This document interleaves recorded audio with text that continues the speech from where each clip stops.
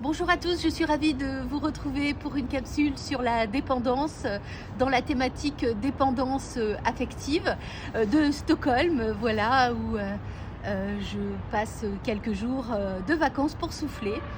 Alors, la dépendance affective. J'entends souvent parler de dépendance affective, donc je vais traiter ça à la lumière du trouble de l'anxiété généralisée. C'est pour moi une intolérance à l'incertitude avec une thématique, la thématique plutôt amoureuse. Alors, qui est dépendant affectif? Donc, dépendant dans le domaine affectif, eh bien, des personnes qui ont des représentations de soi plutôt négatives, par exemple, je ne suis pas aimable ou en tous les cas, ce serait facile. Voilà, on peut me tromper, il y a tellement plus joli que moi, tellement plus intéressant que moi, etc. Donc des personnes qui ont ce qu'on appelle un schéma précoce d'abandon, rejet, ou bien donc de carence affective, et puis aussi des représentations négatives des autres. Par exemple, les autres peuvent me faire du mal, et donc le schéma de méfiance-abus. Alors, qui développe ces schémas-là? Souvent, ces schémas, notamment carence affective, c'est vraiment les toutes premières années de la vie. Allez, j'oserais dire 3 premières années de la vie. Ce sont des personnes qui, en fait, quand elles étaient petites, se sont vues léser leurs besoins émotionnels. Vous vous rappelez, placer, protection, limite, autonomie, confiance, écoute et réconfort. C'est surtout la protection et le réconfort qui a beaucoup manqué à ces personnes-là. Dans la protection, beaucoup d'imprévisibilité, peut-être un manque d'attention aussi. Et puis le réconfort, c'est-à-dire que leurs émotions n'étaient pas toujours légitimes, n'étaient pas toujours prises en charge par les parents ou les figures d'attachement qui étaient censées protéger l'enfant. Alors les 3 stratégies de faire face, vous l'avez compris, puisque depuis le temps maintenant que je fais des capsules, je vous parle des stratégies de faire face ou des comportements dans une situation de problème. Eh bien en fait elles sont au nombre de 3, les 3 F. C'est freeze, donc une forme de soumission, fight, attaque, et flight, l'évitement, la fuite.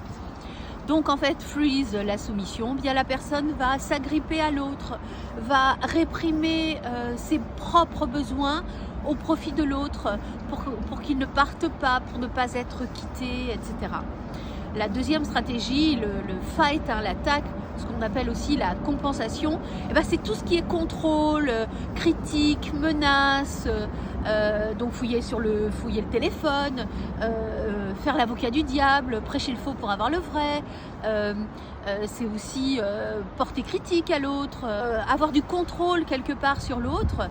Et puis la troisième stratégie, c'est l'évitement, donc c'est la personne va essayer de se couper de ses émotions. Alors comment? Par exemple par des comportements too much, je dis too much, mais ça ne veut pas dire socialement too much, mais dans le trop, par exemple beaucoup de sport, beaucoup de travail, beaucoup d'alcool, de nourriture par exemple, ou bien par de l'adultère, beaucoup d'adultère par exemple. Voilà les 3 stratégies pour faire face à la peur d'être abandonné, rejeté, ne plus être aimé ou être abusé émotionnellement, c'est-à-dire trompé.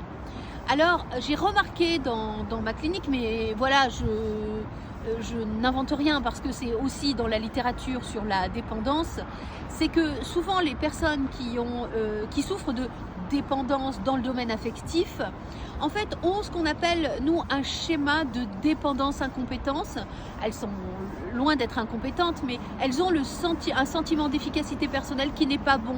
Elles se sentent trop petites pour aborder la vie, trop petites pour faire des choses seules, trop petites pour faire des choix parfois difficiles, trop petites pour faire face quelque part aux enjeux de la société. Soit parce que, vous vous rappelez, les besoins émotionnels placés, PLA, CER, soit parce qu'elles ont eu des parents qui étaient dans trop de limites, ou bien pas assez de limites, ou des limites floues, et donc elles n'ont pas pu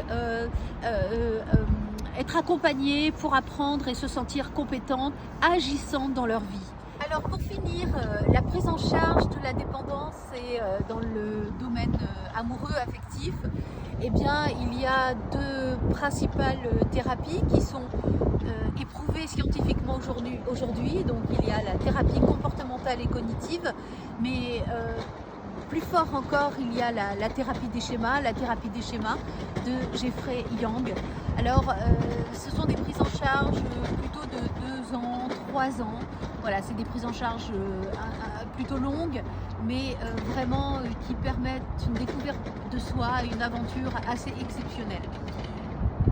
Quelques références bibliographiques, eh bien moi je vous donnerai deux livres que j'aime particulièrement, il y en a tellement d'autres, mais le livre Je réinvente ma vie de Jeffrey Yang, je vous le mettrai sur le site internet, Y-O-U-N-G, Jeffrey Yang, Je réinvente ma vie.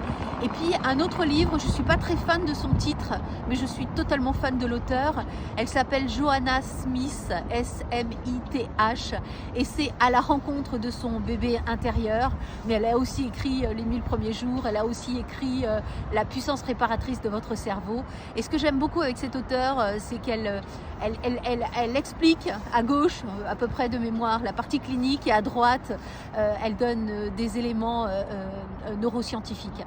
Voilà. Je vous ai mis sur le site internet un petit outil pour identifier les besoins lésés dans vos situations activantes du présent. Eh bien, en fait, vous verrez, ce sont des petites cartes.